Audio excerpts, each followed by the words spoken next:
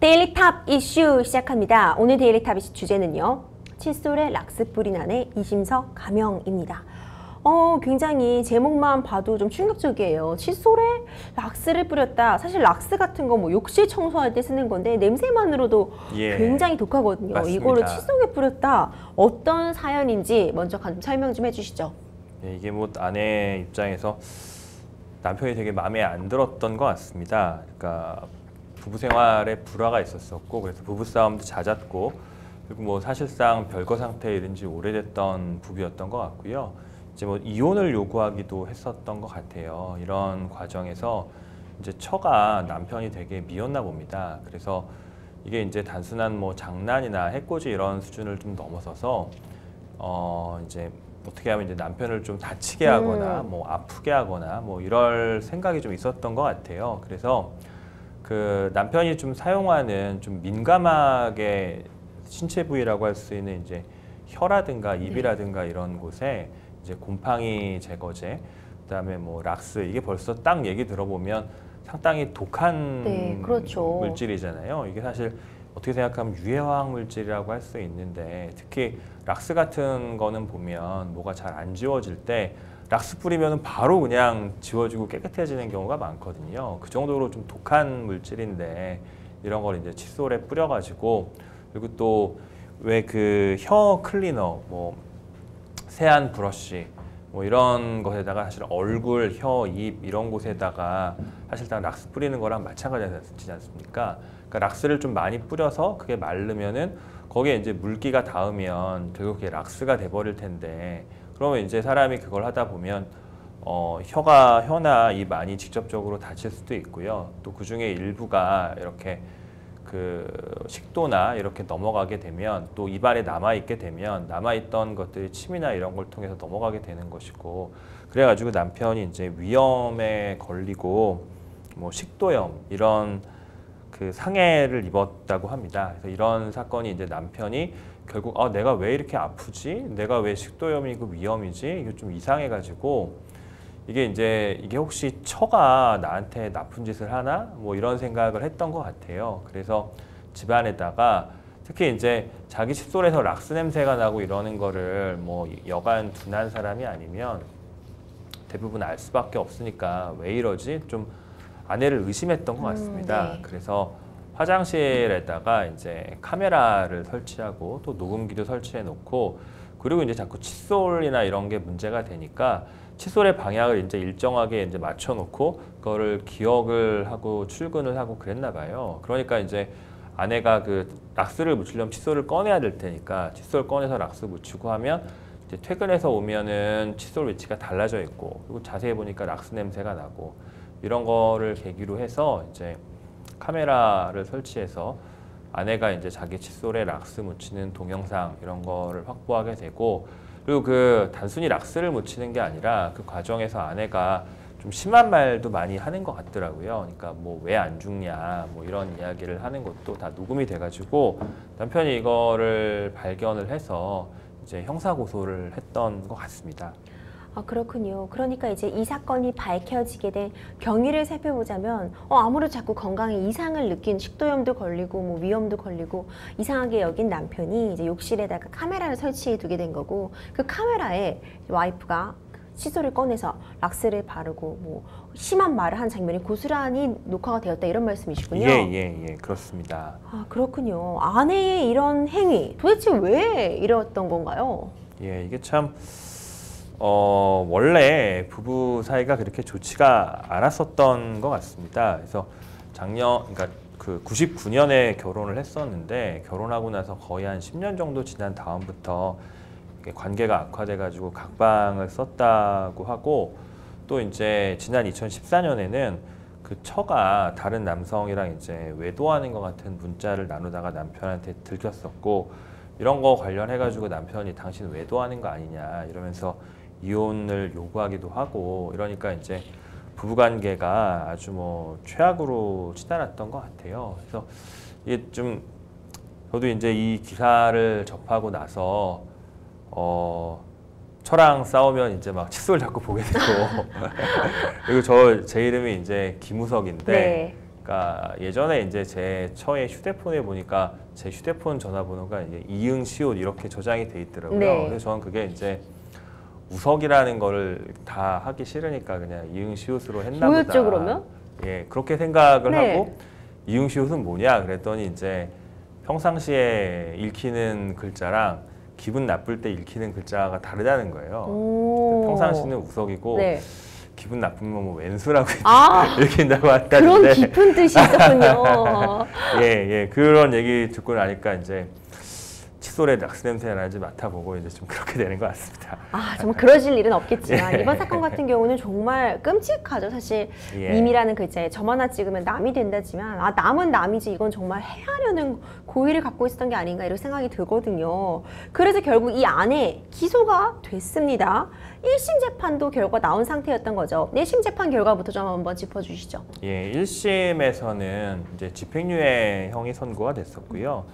징역 1년 6월에 집행유예 3년 그리고 사회봉사 120시간이 선고가 됐었습니다. 네. 근데 이제 이게 약간 특이한 게 이제 혐의 문제인데요. 남편은 이제 아내가 말하는 이야기들을 녹음된 것들을 들어보면 뭐 왜 안 죽지? 뭐 빨리 죽었으면 좋겠다. 락슨물에 진짜 뭐 담궈버리고 싶다. 이런 얘기하는 것들을 근거로 이거 나 죽이려고 한 거다. 이래가지고 살인미수 혐의로 고소를 했었던 것 같아요. 네. 근데 이제 검찰에서 살인미수로 기소하지는 않고 이게 이제 특수상해 미수, 그러니까 락스나든가 곰팡이 제거제 같은 게 이제 사람의 신체에 들어가면 위험할 수 있으니까 위험한 물건을 이용을 해서 사람한테 이제 상해를 가했다고 하는 특수상해 혐의를 적용을 했고 남편이 이제 식도염 미람 위험 같은 게 있기는 했었는데 이게 이제 직접적으로 인과관계가 있는지 없는지가 약간 애매한 부분이 있어서 그런지 그 부분에 관해서는 이제 특수상해 기수가 아니라 미수 혐의로 이렇게 기소를 했습니다. 근데 법원에서는 일단 들어보면 일단 뭐 아무리 남편이 미워도 어떻게 생각하면은 이제 락슨물을 사람의 입안에다가 넣은 형태가 되잖아요. 그러니까 이게 사람이 크게 다칠 수도 있는 거고 죄질이 가볍지 않다고 봐서 이게 이제 집행유예도 또 작은 게 아니라 징역 1년 6월에 집행유예 3년이면 이 처가 보통 보니까 뭐 초범이었을 것 같은데 네. 초범에게 이렇게 형을 선고하는 건 좀 이제 세거든요. 그래서 그 법원에서는 이게 장기간 반복됐다는 점에서 이거 되게 계획적이라는 거. 그리고 만약에 이거 남편이 계속 눈치 못 챘었다면은 이게 누적이 돼가지고 남편이 진짜 심각하게 위험을 처할 수 있다는 거 이런 부분을 감안을 해서 초범임에도 불구하고 지금 징역 1년 6월에 집행유예 3년이라고 하는 좀 통상의 초범에게 선고되는 형보다는 더 많은 형량을 선고한 것 같고요. 거기에 더해가지고 이게 이제 엄마가 아빠한테 이랬으니까 자녀들 입장에서 사실 정신적인 충격이 컸을 것 같고요. 그렇죠. 자녀들한테도 충격을 받았었고 그리고 무엇보다 지금 이런 거는 이제 피해자가 있는 범죄지 않습니까? 남편이 엄벌을 해달라고 요구를 했었던 것 같아요. 그러니까 그런 점들을 감안을 해서 징역 1년 6월에 집행유예 3년 그리고 사회봉사 160시간을 선고했던 것 같습니다. 변호사님 말씀 듣다 보니 이 남편이 정말 발견했기에 미수에 그친 거지 시간이 지속됐다면 더 큰 건강상의 피해를 입지 그랬을 것 않았을까 같아요. 하는 염려를 되는 그런 상황이었네요.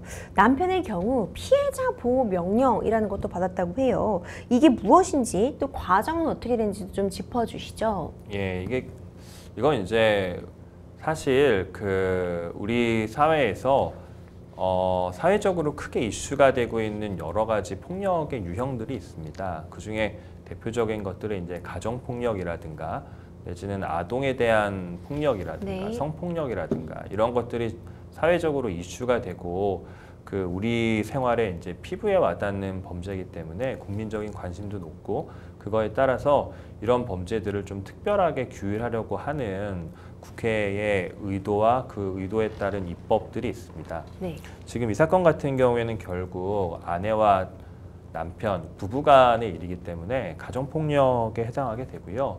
이런 가정폭력 사건을 어떻게 다룰 것인가에 관해서는 가정폭력 범죄의 처벌에 관한 특례법, 가정폭력 범죄 처벌 등에 관한 특례법이라는 법이 있습니다.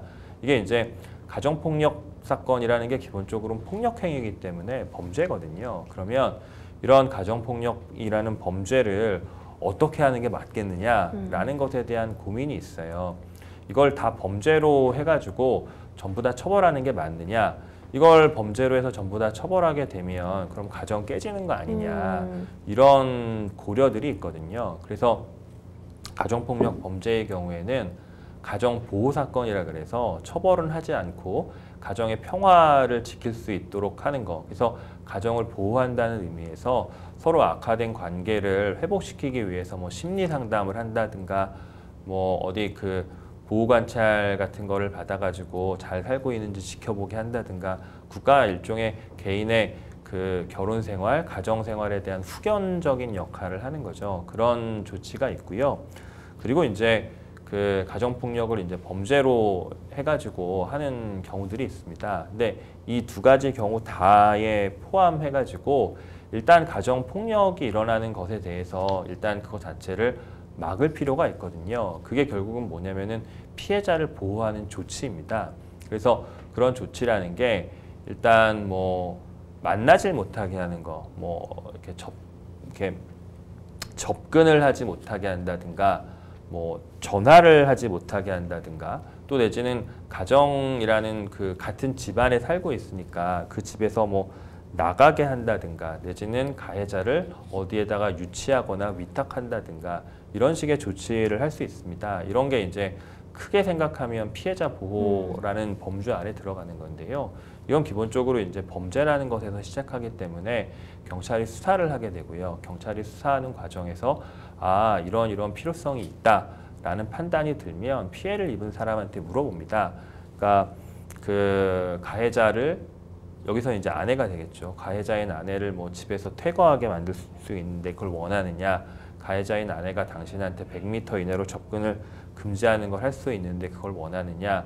가해자인 아내가 당신한테 통신, 전화 같은 거 하는 걸 못하게 하는 걸 원하느냐? 이런 것들을 다양하게 물어봐요. 그럼 그거를 얘기를 듣고 경찰관이 종합적으로 고려해서 아, 이 사건에서는 이런 식의 피해자를 보호하는 조치가 필요하다라는 판단을 하게 되면 검사한테 그런 걸 하자고 신청하게 되어 있습니다. 그런 검사가 그 경찰관의 신청을 받아서 피해자 보호를 위해서 필요한 조치들을 법원에 청구를 해요. 그러면 법원의 판사가 그거를 보고 이게 어떻게 생각하면 강제적인 조치이기 때문에요.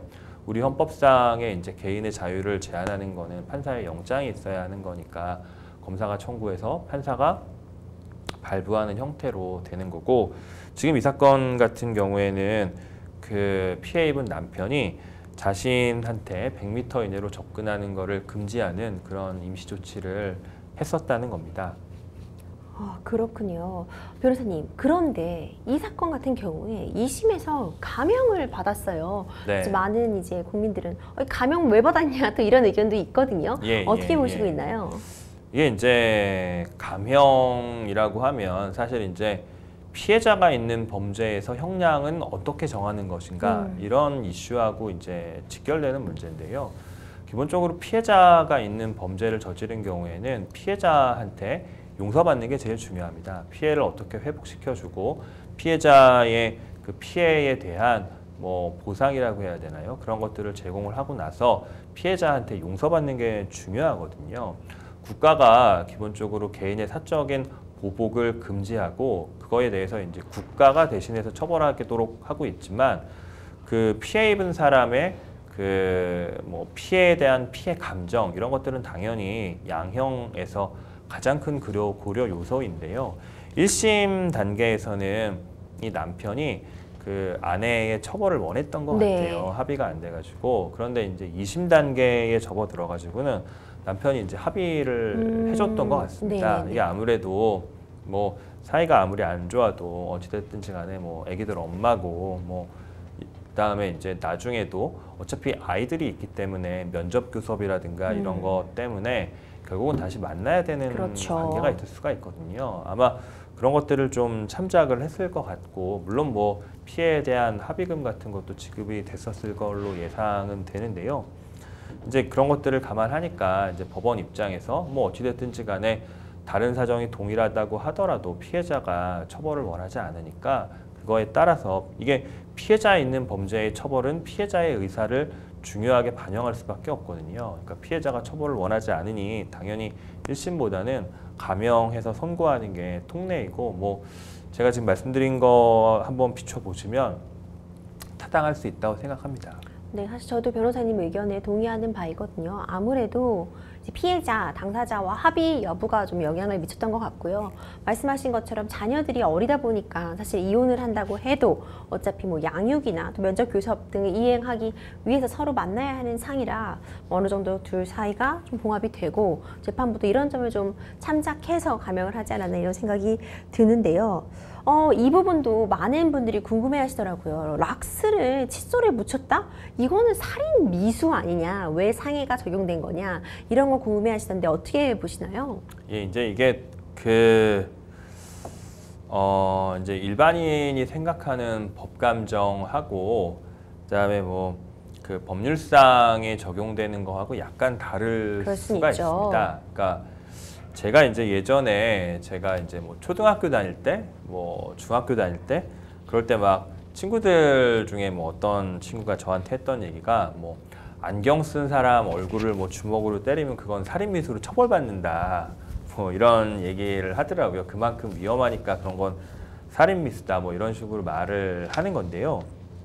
근데 이제 실제로는 뭐 안경 쓴 사람의 얼굴을 때렸다고 해서 그것만으로 살인미수가 그렇죠. 된다고 하기는 어렵겠죠. 그럼 이제 이 사건에서 살인미수로 남편이 이제 고소했던 것 같아요. 근거는 아마 이런 거겠죠. 이 사람이 그 녹음된 내용을 보면 뭐 죽어라, 뭐 죽었으면 좋겠다. 그리고 락스가 사실 위험한 물질인 거는 맞으니까요. 그러니까 이제 남편 입장에서는 화가 나서 나 죽이려고 이런 거 아니냐 이런 의미에서 살인미수라는 걸로 할 수는 있었을 것 같은데요. 뭐 예컨대 이제 우리가 이제 흔히 뭐 내뱉는 말로 아유 그냥 뭐 죽여버릴까 보다 이런 말을 한다고 해서 그게 다 진짜로 죽이려고 한다고 뭐 쉽게 다 볼 수는 없는 단정하기는 거죠. 쉽지가 않잖아요. 그럼 결국은 뭐냐면은 이제 그 똑같은 가해 행위라고 하더라도 어떤 경우에는 살인이라고 할 수 있고요. 어떤 경우에는 단순한 상해에 그친다고 할 수 있는데 그거는 이제 가해 행위의 정도, 방법, 수법 이런 거하고 연결이 됩니다. 예컨대 칼로 사람을 찌른다고 했을 때요.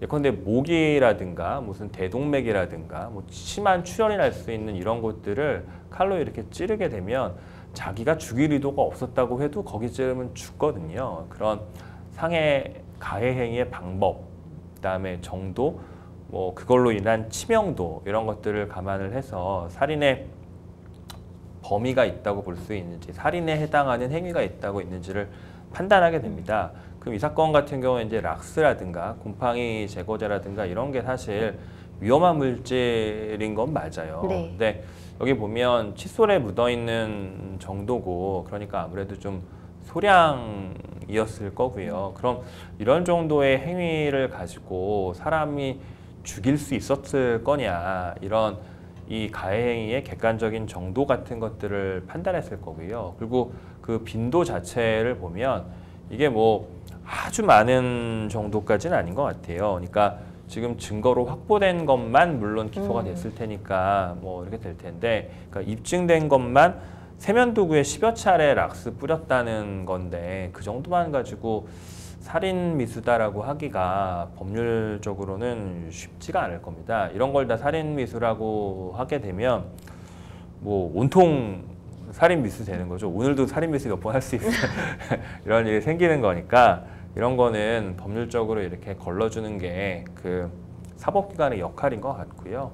뭐 이런 건 이제 이렇게 중심을 좀 잡아줘서 당사자들께서 감정이 좀 그렇다고 하더라도 그 자기가 저지른 죄에 상응하는 적절한 처벌이 나가야 되는 거고, 그게 죄형 법정주의인 거니까요.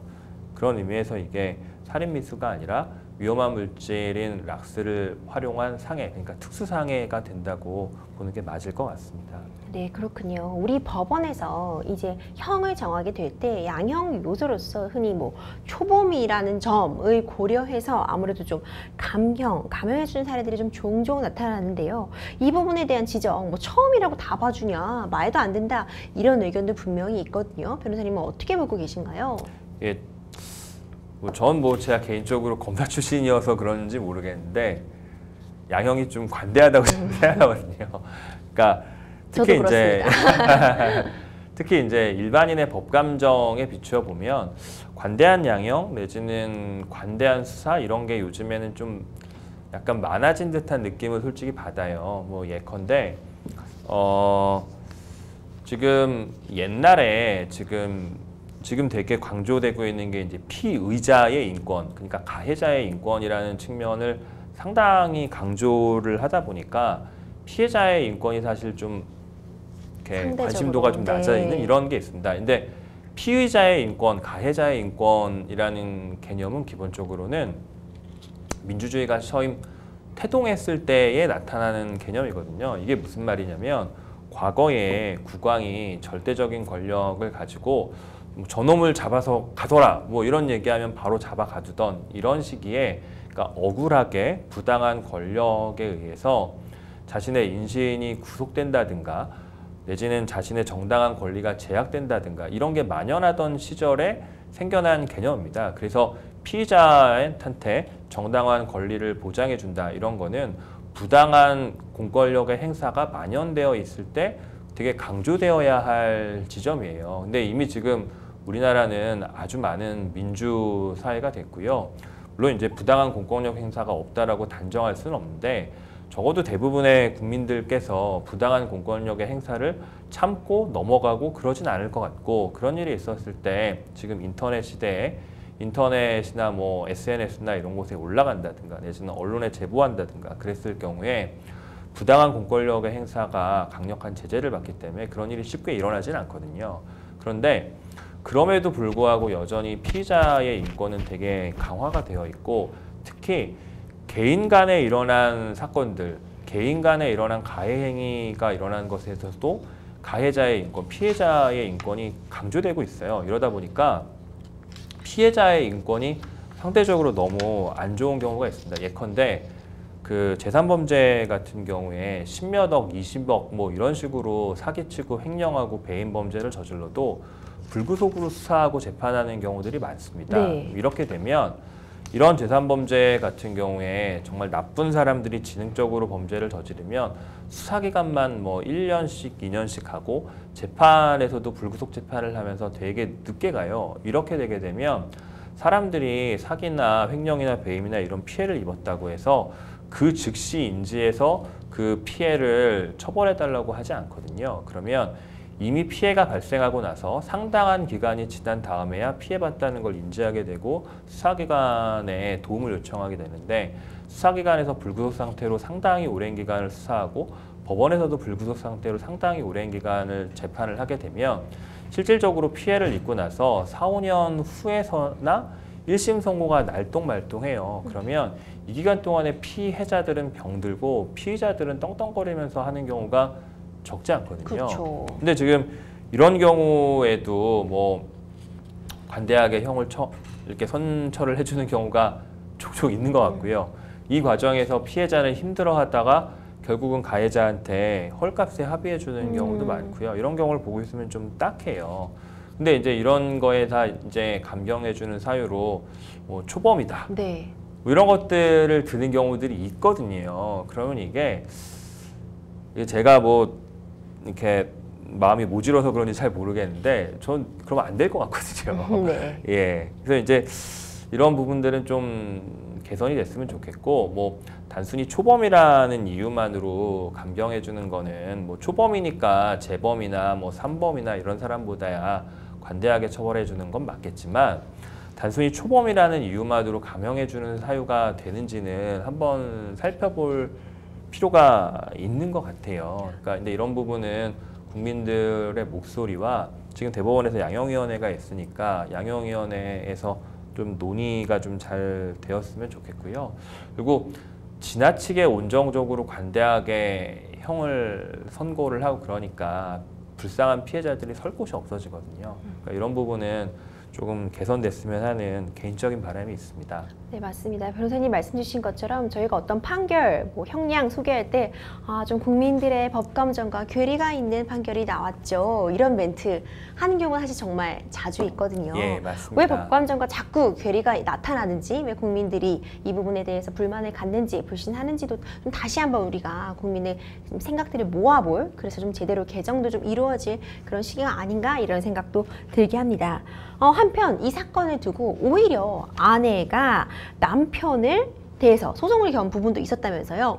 예, 이게 이제 되게 흔하게 일어나는 문제인데요. 이제 그렇죠. 외도를 했다든가, 그래서 부부간에 뭐 외도를 했을 때, 그때 이제 증거를 어떻게 잡을 거냐, 뭐 이런 문제가 있거든요. 근데 이게 이제 보통 보면 이제 뭐 미행을 붙인다든가, 그런 경우도 내지는 있죠. 소위 흥신소 같은 거 이용하신다는 분들도 그렇습니다. 있고. 그리고 위치 추적하는 장치 같은 거를 불법적으로 남편이나 뭐 아내의 차에 뭐 부착한다든가, 내지는 아내의 차에다가 뭐 도청 장치를 그렇죠. 설치한다든가, 뭐 이런 식의 경우들이 있습니다. 그럼 이거는 뭐에 해당하게 되냐면, 우리 그 헌법에 따라서 모든 국민은 이제 자유권을 가지고 있고요. 사생활에 있어도 자유권을 가지고 있습니다. 사생활에 있어서 자유권의 본질은 뭐냐면 자기 마음대로 할 수가 있고, 특히 내가 남에게 알려주고 싶지 않은 나의 사생활의 비밀, 이런 것들을 비밀로 유지할 수 있는 것도 자유권 안에 다 포함이 되는데요. 이런 경우에 내가 뭘 하는지, 내가 무슨 말을 하는지, 이런 것들을 결국은 뭐 남편이나 아내가 이런 부분을 내 의사에 반해서 한 거니까 이거는 내 사생활을 침해한 거다라는 생각을 할 수 있고, 이런 식의 사생활을 침해하는 불법적인 행위를 규율하는 법들이 있습니다.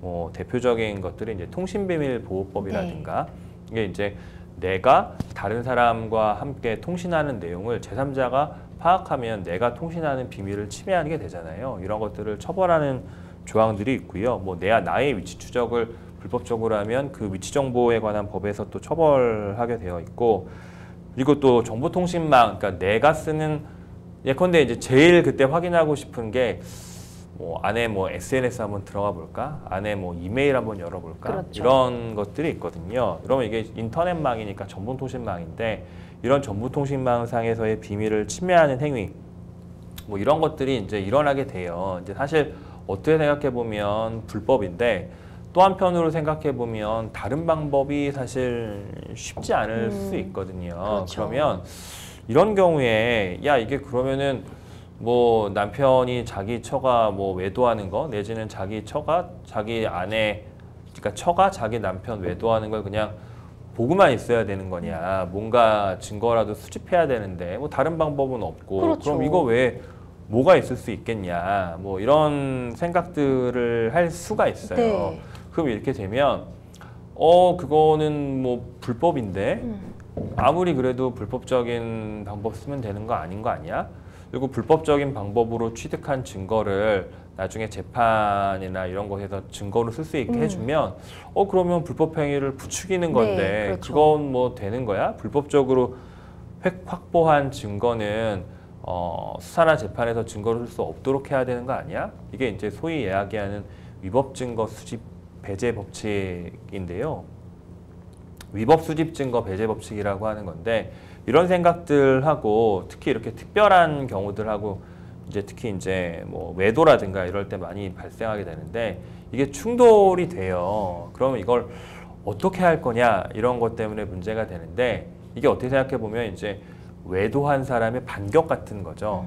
내가 외도한 거 너 어떻게 증거 잡았어? 그래갖고 이게 붙게 되는데, 이런 경우에 사실 뭐 대부분 처벌이 되죠. 사실 그렇죠. 불법적인 방법을 이용해서 남의 이제 사생활의 비밀을 침해한 거니까, 그런 경우에 이제 대부분 처벌되는 경우가 많은데, 근데 이제 범행이라고 하는 게 범행의 동기라든가 경위라든가, 예컨대 이런 불법을 하지 않으면은 증거를 확보할 수 없는 경우들이 있거든요. 그럼 네. 증거 확보 못해서 계속 외도하는 거 당하고 살아야 되냐, 그런 뭐 건 이런 아니죠. 거랑 이렇게 연결이 돼서 이제 골치 아픈 문제들이 발생을 합니다. 그래도 불법은 불법이고 당신이 정당한 방법에 의해서 해야 되는 거기 때문에 원칙적으로는 처벌이 돼요. 근데 이제 지금 문제가 된 이 남편이 자기한테 그 아내가 칫솔에다 락스 묻혀가지고 이렇게 하는 것 자체가 자기에 대한 가해 행위가 되잖아요. 그렇죠. 그러면 이제 자기에 대한 가해 행위에 대한 증거를 수집한다든가 자기에 대한 가해 행위가 있는지 확인하려고 한다든가 그리고 이 공간이 남편과 아내가 이제 같이 쓰는 공간이라고 했을 때 그럼 지금 뭐 각방을 쓰고 있었다니까 화장실을 같이 쓰고 있었는지 모르겠지만 만약에 이제 남편만 쓰는 화장실이었다고 하면 자기만의 공간이잖아요. 여기다가 무슨 녹음기라든가 그러니까 동영상 카메라라든가 이런 걸 설치해 놨었다고 했을 때 그 설치된 경위라든가 목적이라든가 이런 걸 보면 본인에 대한 가해 행위에 대한 증거 수집적인 측면도 있고 다른 방법으로는 어떻게 할 수 없고 자기 자신의 이제 생명이랑 건강을 지키기 위한 거잖아요. 그러면 야 이런 것까지도 다 뭐 불법적이라고 처벌하게 되면 그럼 뭐 난 그냥 죽으란 거냐 이런 생각을 할 수가 있어요. 이런 경우에 이제 법이 우리 법이 이제 입법하신 분들이 현명하게 범죄가 될 수 있는 요건은 충족했지만 전체적으로 봤을 때 죄가 안 된다라고 판단할 수 있는 길을 열어놨습니다. 그게 이제 위법성이라고 하는데요. 당신 하는 행위가 전체적으로는 범죄에 해당하지만 전체적으로 판단해 봤을 때는 이거 위법하다고 보기에는 좀 힘들지 않냐. 네. 당신 뭐 이거 어쩔 수 없이 한 거니까. 그래서 그 행위의 정도나 경위나 목적이나 그 이런 것들을 다 종합적으로 판단해 봐서 상대방이 그로 인한 뭐 피해 이런 걸 다 종합적으로 판단해 봐서 아유 이거는 뭐 죄된다고 하기는 좀 힘들겠다 이렇게 판단할 수가 있거든요. 아마 그런 식으로 해서 위법성이 없다라는 식으로 판단하지 않았을까 싶습니다. 그렇기 때문에 변호사님 말씀해 주신 것처럼 어떻게 보면은 본인이 지금 피해받고 있는 상황을 입증하기 위한 유일한 수단이었고 네, 그런 네. 점들이 가만히 돼서 남편의 음성 녹음이 무죄가 나올 수 있었던 거 아닌가 이런 생각이 들거든요. 네, 그런 것 같습니다. 변호사님 마지막으로 아이들 이런 상황에서 계속 부모가 양육하는 것도 좀 위험하지 않을까 이런 생각도 좀 드는데 네. 이에 대한 대책 같은 거 뭐 마련된 게 있을까요? 그러니까 이런 부분이 사실 참 이게 요즘 문제인데요. 가정 불화가 있다든가 가정 폭력이 있다든가 아동에 대한 학대가 있다든가 이래서 부모가 양육하는 게 적절하지 않다고 볼 수 있는 경우들이 좀 있습니다. 그러면 이 아이들을 그럼 부모가 양육하지 않으면 그럼 누가 양육할 거냐 뭐 이런 문제부터 시작해서 그러면 부모가 양육하지 않는 게 적절하지 않다는 건 누가 판단할 것이며 그거에 대한 문제 제기는 아니 애가 무슨 문제 제기 능력이 있느냐 그럼 그거 누가 할 거냐 뭐 이런 이슈들이 있어요. 그래서 이런 이슈들에 대해서 역시 우리 훌륭한 입법자들께서 이제 법을 만들어 놨습니다. 이게 이제 아동복지법이라는 게 있는데요. 아동복지법에 보면 이제 보호가 필요한 아동들 특히 이제 뭐 친권 같은 걸 상실시켜야 되는 부모들이 있어요. 예컨대 뭐 친딸을 강간한다든가 이런 경우들이 좀 있거든요. 있죠. 예, 이런 경우에는 당연히 처벌하는 거에 그치지 않고 친권 상실도 청구하는 게 맞을 수가 있겠죠. 뭐 이렇게 되면 이제 그렇게 이제 부모가 부모로서 자녀들을 양육할 수 없도록 만드는 조치를 해야 되는 거고 그렇게 되면 자녀를 누군가는 양육해야 되니까 자녀를 양육할 수 있는 기관에 위탁해서 키우는 조치들이 필요하거든요. 이게 어떻게 생각해 보면 넓은 차원의 아동복지고요. 이런 걸 이제 아동복지법에서 규율하고 있고 이런 식으로 부모의 친권이라든가 이런 걸 박탈하고 후견인을 선정해 줄 수 있는 사람들로 뭐 검사, 뭐 지자체장, 학교장 이런 사람들을 선정을 해서 그러니까 아이를 돌볼 수 있는 사람들이 발견하면 이런 조치를 할 수 있도록 하고 그리고 이제 이런 일이라는 게 결국은 국가가 해야 되는 건데 국가가 이런 식의 소송 행위를 할 때 국가의 법률가라고 할 수 있는 검사가 청구하도록 법이 되어 있습니다. 그러니까 검사나 지자체장이나 학교장이나 이런 분들이 이제 이런 보호가 필요한 아동을 발견하게 되면 그거에 따른 뭐 친권 상실이라든가 후견인 선정이라든가 또는 그러니까 보호할 수 있는 기관에 유탁한다든가 예컨대 이제 보호할 수 있는 가정 같은 곳들도 있거든요. 그런데 이제 하는 조치들이 있습니다. 네, 그렇습니다. 아, 참 부부간의 일은 왜 우리가 부부만 안다 이런 말도 많이 하잖아요. 예. 그만큼 부부간의 일 아무리 가까운 사이라 할지라도 사실 말 못한 고민들도 많고 그만큼 또 갈등의 골이 깊어지는 경우도 많은데요. 중요한 건 어떤 경우라도 아무리 서로 갈등의 골이 깊었더라도 서로의 건강, 안전을 해치는 일은 절대 이루어져서는 안 되겠죠. 참 어떻게 보면 씁쓸한 그런 데일리 탑 이슈가 아니었나 이런 생각이 예. 됩니다. 데일리 탑 이슈 여기까지입니다. 다음 시간에 더 따끈따끈한 소식으로 찾아오도록 할게요. 여러분들은 지금 생생법률쇼 함께하고 계십니다.